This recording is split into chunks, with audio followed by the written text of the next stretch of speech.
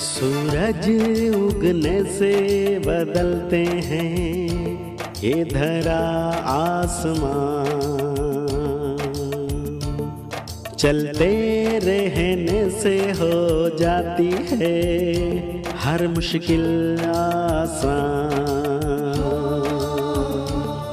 चिंता को छोड़ कर आओ कर ले मन में शुभ चिंतन, हर पल को कर ले सफल सफल कह रही है ये पवन।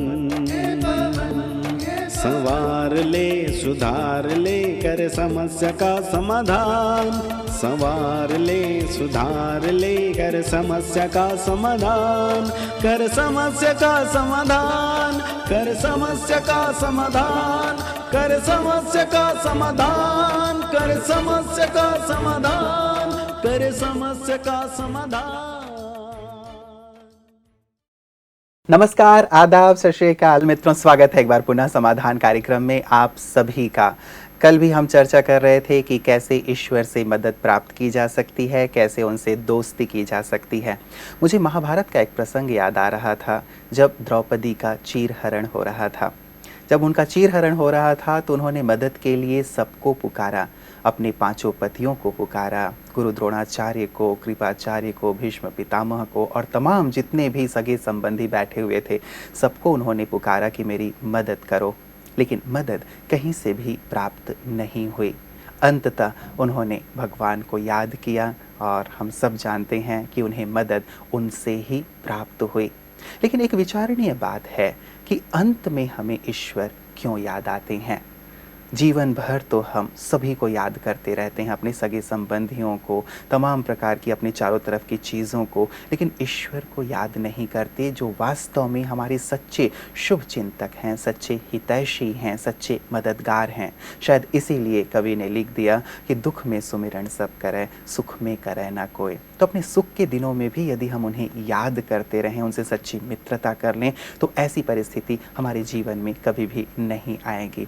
इन्हीं शुभकामनाओं के साथ कि आपका जीवन हर प्रकार के कंटकों से मुक्त रहे और ईश्वर से आपकी मित्रता बढ़ती चले। आइए आज की कड़ी की शुरुआत करते हैं और भ्राता जी का अभिनंदन करते हैं। भ्राता जी बहुत बहुत स्वागत और अभिनंदन। शुक्रिया। आज की कड़ी की शुरुआत भी भ्राता जी किसी विशेष अनुभव से करना चाहेंगे? बहुत अनुभव मुझे याद आ रहे थे खुदा दोस्त के। एक बार की बात है, ये बात 71-72 की है। बहुत सुंदर पूर्णिमा की रात थी और मैं छत पर घूमता हुआ अपने खुदा दोस्त से बातें कर रहा था कि तुम हमसे मिलने नहीं आओगे, क्योंकि शिव बाबा साकार तन में आते हैं जी। तो बहुत दिन हो गए थे, योग अभ्यास के द्वारा तो मिलन होता ही था, लेकिन मन बहुत आनंदित था और एक व्याकुलता थी कि अपने परमपिता से, अपने खुदा दोस्त से साकार में प्रत्यक्ष मिलें। बुधवार की नाइट थी, अगले दिन गुरुवार था और हमारे यहाँ गुरुवार के दिन भगवान को भोग लगाया जाता है। तो हमारी एक बहन जो ट्रांस मैसेंजर थी, अभी वो नहीं है, वो भोग लगाने के लिए ध्यान में गई है। ध्यान में जाने पर सामने वो बाबा को देखती हैं और मैं रात को बाबा को मैं बहुत देर तक जागा, 12-1 बजे तक, और घूमते फिरते मैं कह रहा था कि कल आप हमसे मिलने नहीं आओगे। बहुत प्यार भरा निमंत्रण दे रहा था, हमसे मिलने आओ ना, आपका मन कैसे लगता है ऊपर अकेले, हम आपको यहाँ कितना याद करते हैं, आप आ जाओ तो आपको क्या कष्ट होगा, आप तो 1 सेकंड में आ जाते हो। ऐसी ऐसी बातें कर रहा था। भोग लगाने के लिए वो बहन गई और उसके तन में शिव बाबा ने प्रवेश कर लिया। सबके लिए आश्चर्य की बात थी कि प्रोग्राम तो कोई नहीं था, क्योंकि बिना प्रोग्राम के तो बाबा आते नहीं हैं, आज कैसे आ गए। तो सबको मिलाया जा रहा था। जब मेरा टर्न आया तो हमारी दीदी होती थी, मनमोहिनी दीदी, और दादी प्रकाश मणि, दोनों बैठी थी और सब मिल रहे थे आके। तो मेरा जब टर्न आया तो बाबा मुस्कुराए और कहा, बच्चे रात को कितनी बार निमंत्रण दिया है। तो मैं मुस्कुरा रहा था, नींद की या नहीं की, देखो बाप तुम्हारे निमंत्रण पर आ गया। फिर ये बात कोई नहीं सुन रहा था, केवल मैं सुन रहा था। फिर दीदी की ओर बाबा ने देखा, दीदी मनमोहिनी, दीदी आपने तो बाप को नहीं बुलाया, कैसे आ गए। फिर मेरी ओर देखा, कितनी बार निमंत्रण दिया रात को। फिर दीदी की ओर देखा, फिर कहा आपने तो नहीं बुलाया। फिर कहा, एक बहुत रहस्य की बात कही जिससे मुझे बहुत नशा चढ़ा, बड़ी हायर कॉन्शियसनेस मेरी बननी प्रारंभ हो गई। बाबा ने कहा कि बाप जो सर्वोच्च अथॉरिटी है, सबसे बड़ी सत्ता है, वो बिना किसी अथॉरिटी के निमंत्रण के नहीं आ सकता। फिर मुझे देखा कितनी बार बुलाया है, बस और आगे कुछ नहीं कहा। दीदी दादियों को बिल्कुल नहीं पता किसने बुलाया, किसने निमंत्रण दिया। उनसे बाबा पूछ रहा, आपने तो नहीं बुलाया, कैसे आए? यहाँ से मुझे बहुत ग्रेट अवेयरनेस हो गई और मुझे लगा कि मेरा शिव बाबा से, ब्रह्मा बाबा से बहुत गहरा नाता है, मेरे बुलाने पर वो आ जाएंगे। और तब से मैंने इस कॉन्फिडेंस के साथ अनेक बार बाबा को बुलाया और सूक्ष्म रूप से भी अनुभव होता रहा कि वो आते हैं। एक सुंदर अनुभव और खुदा दोस्त का सुनाना चाहूँगा, फिर आगे बढ़ेंगे। बात 82 की है। हमारा आश्रम बहुत छोटा था, लेकिन एक प्रोग्राम था तो 2200 लोग आ गए। 2200 का हमारे यहाँ ना एकोमोडेशन था, ना खाने पीने की व्यवस्था थी, लेकिन खाने पीने का प्रबंध तो हमें करना ही होता था। चलो उनको सुला दिया, इधर उधर सब जगह टेंट लगा के 2200 लोग। गुरुवार का दिन था, हम भोग की तैयारी कर रहे थे और 2 बजे सवेरे उठकर, हम 5 भाई होते थे किचन में, मैं जिम्मेदार था, उधर भोली दादी हमारी इंचार्ज हुआ करती थी। हमने भोग बनाया। 7 बजे क्या होने लगा, मुझे बुखार होने लगा, शरीर बिल्कुल थकने लगा और फिर भोग लगा बाबा को। तो हम वहीं किचन में, हमारी बोरियां पड़ी थी, बोरियों पे बैठ के ही योग लगा रहे थे। अब 8 बजे और मुझे बुखार तेज हो गया और मैं अपने खुदा दोस्त को कहा, भगवान को याद दिलाने की तो क्या बात, लेकिन मैंने अपने भोली बुद्धि से याद दिलाया, a friend in need is a friend in deed. अब मुझे आवश्यकता है, 2200 लोग हैं, मैं बीमार हो जाऊंगा तो मुश्किल हो जाएगी, इसलिए मेरे इस बुखार को 5 दिनों के लिए आप हटा लो, क्योंकि 5 दिन तक पार्टी रहनी थी, फिर सब जाने दे, फिर भले भेज देना, I am ready to face it. तो और मुझे ऐसा अनुभव हुआ 8 से आधे घंटे में ठीक उसी स्पीड से मेरा बुखार डाउन होके ठीक हो गया, मैं फिर से एनर्जेटिक हो गया और मैंने फिर से अपना काम काज सब अच्छी तरह किया, क्योंकि 2200 उन दिनों बहुत ज़्यादा होते थे हमारे लिए। अब तो 22,000 25,000 आते हैं, सब मशीनें लग गई, कोई दिक्कत नहीं, तो काम किया। लेकिन फिर 5 दिन के बाद 6ठे दिन सेम टाइम मुझे फिर से बुखार होने लगा। पार्टी जा चुकी थी, मैंने कहा मैं छुट्टी ले सकता हूँ और इस तरह मैंने फिर रेस्ट किया, वो सब ठीक हुआ। तो ये खुदा दोस्त की मदद का बहुत सुंदर अनुभव था। बहुत सुंदर, आपने ईश्वर को निमंत्रण दिया, ईश्वर आपके बुलावे पे आ गया, ये कितनी बड़ी उपलब्धि है, कितनी बड़ी बात है। क्या भ्राता जी ऐसे ही हम भी ईश्वर को निमंत्रण देके अपने पास बुला सकते हैं और अनुभूति कर सकते हैं? उसने वायदा कर लिया है कि तुम बुलाओ और मैं ना आऊं, ये हो नहीं सकता। भगवान के बच्चे बुलाएं और बाप ना आए, ये हो नहीं सकता। तो वास्तव में अगर हमारा उनसे प्यार भरा नाता हो तो वो अवश्य आएगा। जैसे एक माँ, मान लो माँ अपने बच्चे से 100 किलोमीटर दूर है और बच्चे को कष्ट हो गया है और फ़ोन पे बच्चा बात करता है मम्मी से, आ जाओ, तो मम्मी ठहरती नहीं है। तो भगवान का प्यार तो हम सबसे बहुत ज़्यादा है। वो हमारे दुखों को भी नहीं देख सकता, वो हमारे कष्टों को देख नहीं सकता, इसलिए हमारे बुलावे पर वो तुरंत आ जाता है। लेकिन जैसे आप कह रहे थे कि मनुष्य उसे बहुत देर में याद करता है, बस ये गलती होती है।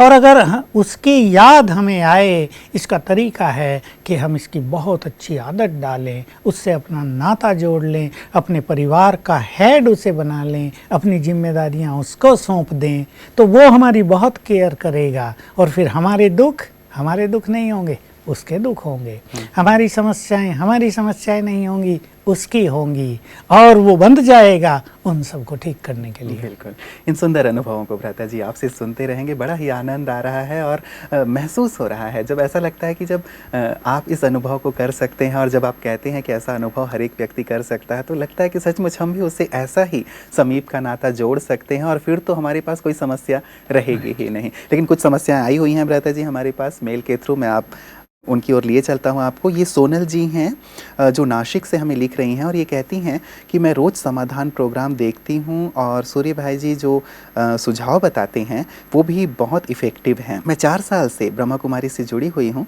और मेरी सबसे बड़ी प्रॉब्लम ये है कि मुझे अच्छी जॉब नहीं मिल रही है।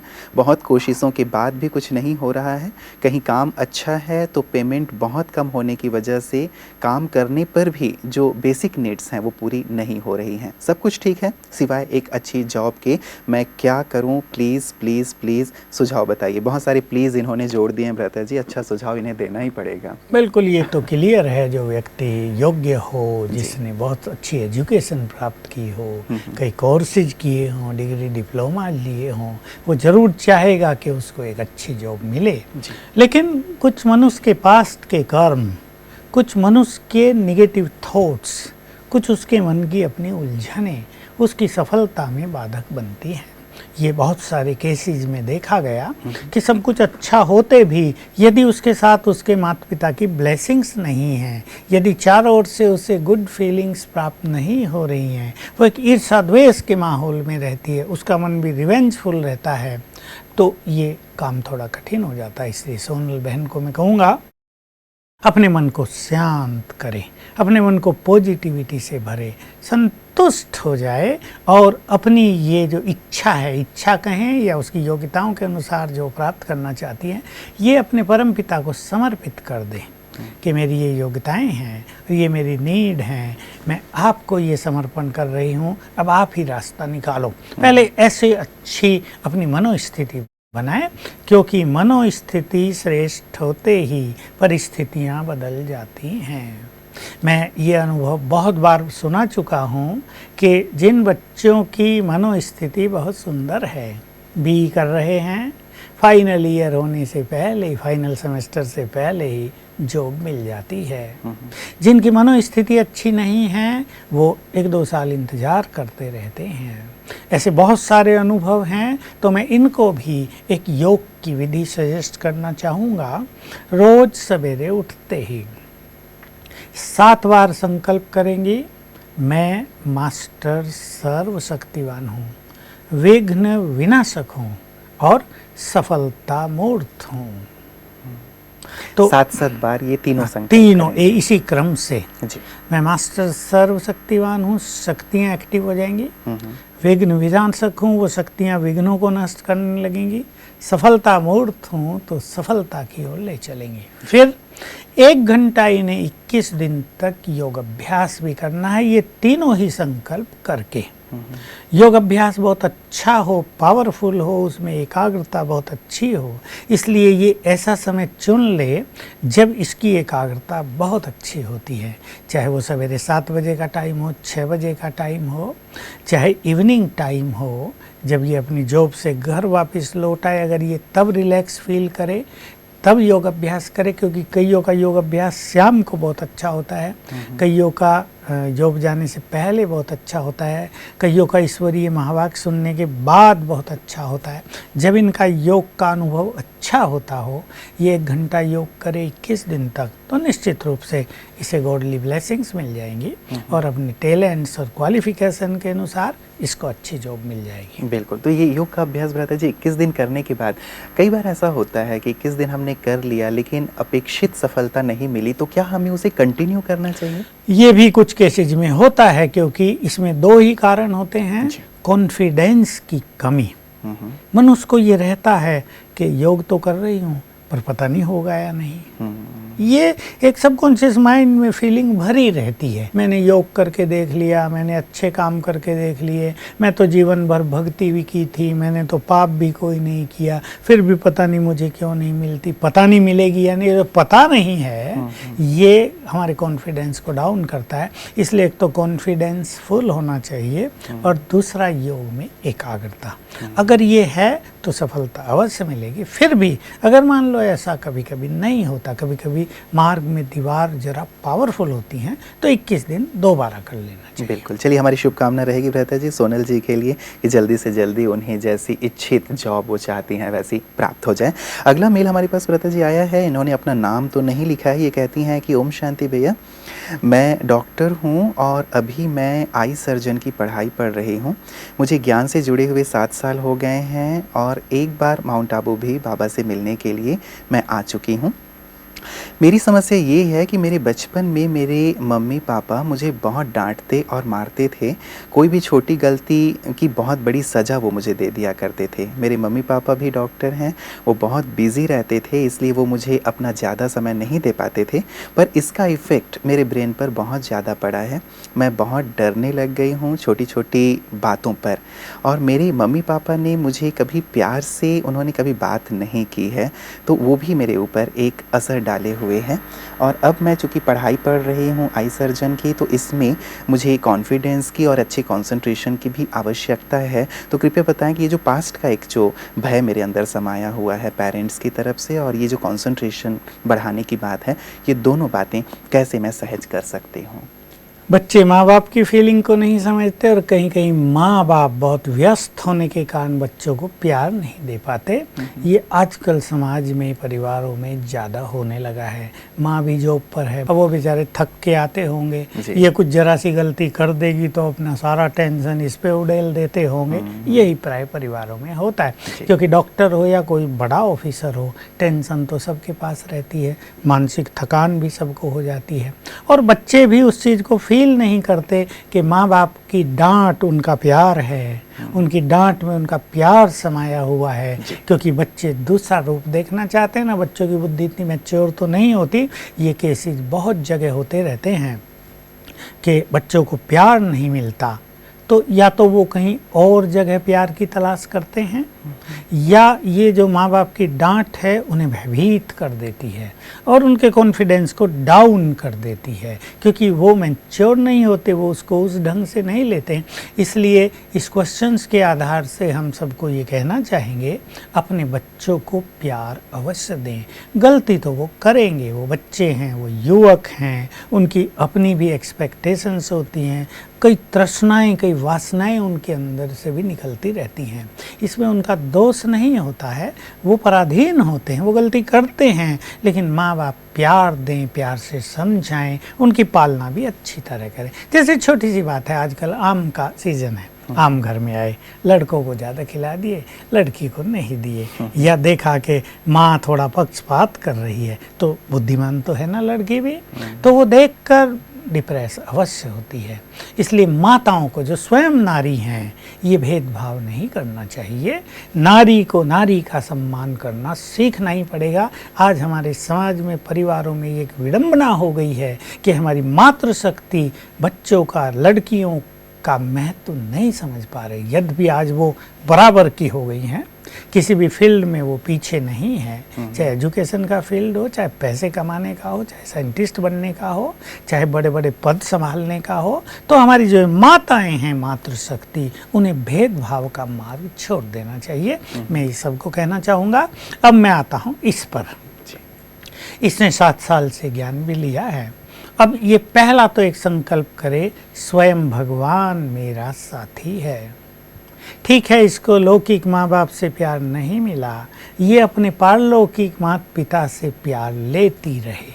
रोज सवेरे उठ के उनसे बातें किया करे, उनसे अपना नाता जोड़ ले। तुम ही मेरे सच्चे मित्र हो, माता पिता हो, तो उनकी ओर से प्यार की फीलिंग इनको आने लगेगी, इनका चित्त आनंदित होने लगेगा। तो इनको अपने मन को बैलेंस में करना बहुत आवश्यक है, क्योंकि ये सर्जरी एक अच्छी कंसंट्रेशन चाहती ही है और इम्पोर्टेंट समय है।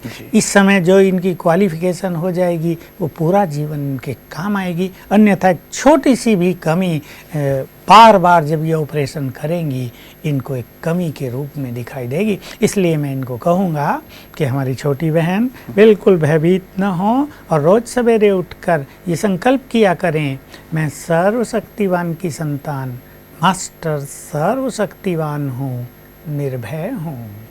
7 बार रोज। तीसरी बात, माँ बाप के लिए इसके मन में नेगेटिव फीलिंग तो हैं, कि काश हमारे माँ बाप हमें प्यार देते तो आज हम कुछ और होते। एक रिवेंजफुल फीलिंग भी सबकॉन्शियस माइंड में भरी रहती है। भले ही माँ बाप बड़े हैं, ये छोटी हैं, वो माँ बाप इसको बहुत प्यार करते ही होंगे। वो भी देख रहे होंगे हमारी बच्ची अब सर्जन बनेगी, आई सर्जन, नाम कमाएगी, धन कमाएगी, लोगों को सुख देगी, आंखें देगी, कितनी बड़ी बात है। तो मैं इसको कहूँगा, अपने माँ बाप को सच्चे मन से क्षमा कर दें। आखिर तो वो इसके ही माँ बाप हैं ना। कुछ गलती भी चलो उनसे हुई हो, उनकी अपनी भी तो समस्याएं होती हैं। अब उनको थैंक्स दो, तुमने हमें पाला पोसा, तुमने हमें यहाँ तक पहुँचाया, मेरे माता पिता, तुम दोनों को बहुत बहुत धन्यवाद। क्षमा भी कर दें और धन्यवाद भी दें, तो इनका ये जो दुविधा में है, भय में, समाप्त हो जाएगा और इनकी कंसंट्रेशन सुंदर हो जाएगी। बिल्कुल। विशेष कुछ और अभ्यास भ्राता जी किया जा सकता है कंसंट्रेशन के लिए? मान लीजिए क्षमा भाव उन्होंने अपने माता पिता के लिए अपनाया, लेकिन हो सकता है पढ़ाई का भी लोड बहुत ज़्यादा इनके ऊपर हो, तो ऐसे समय पे अपनी पढ़ाई को मैनेज करने के लिए बार बार शायद वो बातें याद भी आ रही हों, ये भी एक कारण हो सकता है, लेकिन इसके अतिरिक्त भी कुछ अभ्यास हाँ, ऐसे में बच्चों पे डबल प्रेशर रहता है जी। वो पास्ट का जो उनका कड़वा अनुभव है वो कहीं ना कहीं दबाव बनाए रखता है। एक आंतरिक खुशी, एक चेतनता, एक बहुत आनंद वो नहीं रहता है। तो उनके चेहरे पर, उनकी बुद्धि में, उनकी इनर कॉन्शियसनेस में वो एक फीलिंग बनी रहती है। दूसरी ओर ये मेडिकल की जो एजुकेशन है बहुत टफ है, तो इसका प्रेशर भी रहता है। अब डबल प्रेशर को इसे फेस करना है, इसलिए 15 मिनट सवेरे और 15 मिनट शाम को ये अपनी पढ़ाई से पहले बहुत अच्छा मेडिटेशन करे और साथ में अपने को ये अवेयरनेस दे, मैं आत्मा स्वराज्य अधिकारी हूँ, मन बुद्धि की मालिक हूँ।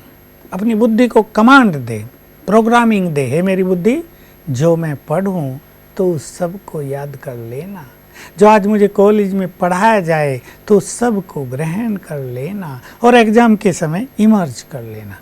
2 बार सवेरे शाम ये प्रैक्टिस भी करेंगी और 15-15 मिनट मेडिटेशन, तो इनकी कंसंट्रेशन बढ़ेगी और चित्त शांत होने लगेगा। बिल्कुल। भ्राता जी, किरण जी का अगला मेल आया है हमारे पास कोलकाता से और ये कहती हैं कि मुझे हर चीज़ से डर लगता है, घर से बाहर निकलती हूँ तब भी एक भय बना रहता है, ट्रेन में सफ़र करने में भी मुझे बहुत डर लगता है, इवन छोटे छोटे जो जीव जंतु हैं उनसे भी मेरे मन में बहुत ज़्यादा डर बना रहता है। मैं अपने इस डर से बहुत ज़्यादा परेशान हूँ।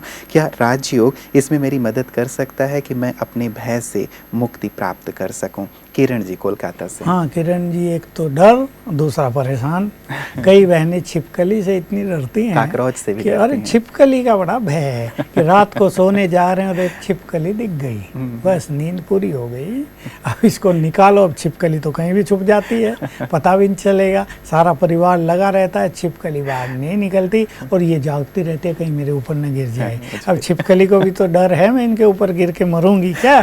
तो ये जो बहनों में, बहुत सारी बहनों में और कुछ भाइयों में भी जो भय का संस्कार हो गया है, ये वास्तव में पूर्व जन्मों से आया है।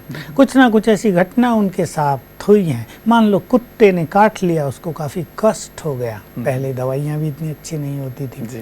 मान लो सांप ने काट लिया, उसको जहर चढ़ गया, बहुत उपचार हुआ, उसकी मृत्यु हो गई, या आग में जल गया वो व्यक्ति किसी भी तरह से, कांड होते रहते ना, आग लग जाती हैं, लगा दी जाती हैं, तो वो भय उनके सबकॉन्शियस माइंड में भरा रहता है। इसलिए वो जहाँ भी जाएंगे, ट्रेन में बैठेंगे तो लगेगा गिर न जाऊं। अगर उनको घोड़े पे बैठा दिया जाए तो बाप रे बाप, बिल्कुल भयभीत, उतारो मुझे जल्दी, नीचे उतारो, ये तो घोड़ा मुझे गिरा देगा। तो इस भय को समाप्त करना है। कुछ चीज़ें हम सजेस्ट करेंगे। मैं आत्मा हूँ, ये देह अलग है, मैं आत्मा तो अजर अमर अविनाशी हूँ, मैं मरती ही नहीं, क्योंकि भय का बीज मृत्यु का डर है। तो अपने को निर्भय बनाने के लिए मैं आत्मा देह से न्यारी हूँ, मैं अजर अमर अविनाशी हूँ, एक तो ये प्रैक्टिस बहुत इन्हें करनी होगी। दूसरा, जब भी ये घर से बाहर निकलें, 2 मिनट शांत में बैठें और संकल्प करें, मेरे साथ तो सर्वशक्तिवान है, वो 1000 भुजाओं सहित मेरे साथ है, मैं स्वयं भी मास्टर सर्वशक्तिवान हूँ और जहाँ भगवान साथ हो वहाँ मेरा कुछ बिगड़ेगा ही नहीं। इस तरह अपने को ट्रेंड करें, पर्पजली जाए घूमने, इस संकल्प से कि मेरे साथ तो भगवान है, तो धीरे धीरे ये भय निकलेगा। साथ में रोज सवेरे उठकर 21 बार याद करें, मैं मास्टर सर्वशक्तिवान हूँ। लास्ट में संकल्प करें, मैं निर्भय हूँ, भय से मुक्त हूँ। तो 21 दिन तक अवश्य करें। ये अभ्यास करने के बाद इनके सबकॉन्शियस माइंड में जो भय समाया हुआ है वो धीरे धीरे बाहर निकल जाएगा और ये अपने जीवन की यात्रा का आनंद ले सकेंगे। जी, बहुत बहुत शुक्रिया भ्राता जी आज की सुंदर चर्चाओं के लिए और हमारे सभी दर्शकों के इतने सुंदर उत्तर देने के लिए। आशा है कि किरण जी भी अपने भय से सुंदर ढंग से और जल्दी से जल्दी मुक्ति प्राप्त कर लेंगे। आपका बहुत बहुत शुक्रिया। मित्रों, वास्तव में कहा जाता है कि डर नाम की कोई चीज़ नहीं है, जैसे अंधेरे नाम की कोई चीज़ नहीं है। प्रकाश का अभाव ही वास्तव में अंधकार है। और जब हम अकेले होते हैं तभी वास्तव में डर लगता है। यदि ईश्वर को अपना साथी बना लें, जैसे कि लगातार हम लोग चर्चा करते आ रहे हैं, शुरुआत भी मैंने इसी बात से की थी।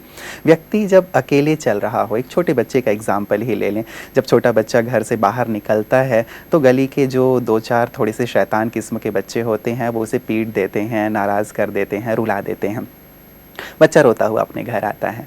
घर आने के बाद अपने पिताजी को साथ लेके गली में निकलता है और फिर सीना तान के निकलता है कि आ जाओ, अब मैं देखता हूँ कि कौन मुझे परेशान करता है। तो बच्चा वही है। अंतर क्या आया? उन्होंने अपने पिता को अपने साथ ले लिया। यही चीज़ कलयुग में, इस कली काल में, जबकि चारों तरफ अंधकार है, जबकि चारों तरफ बहुत सारी परेशानियां हैं, समस्याएं हैं, हम भी यदि ईश्वर पिता को अपने साथ रख लें, उस खुदा दोस्त को अपने साथ रख लें, तो भले हम शक्तिहीन हों लेकिन वो तो सर्वशक्तिवान हैं। उनका साथ मिलने से हमारे अंदर का भय दूर हो जाएगा, समस्याएं दूर हो जाएंगी और जीवन का जो पुष्प है वो खिल जाएगा। आपका चेहरा हमेशा खिला हुआ हो, आप आनंदित हों, सभी समस्याओं से मुक्त हों, यही हमारी श्रेष्ठ कामना है। अपना ध्यान रखिएगा। नमस्कार।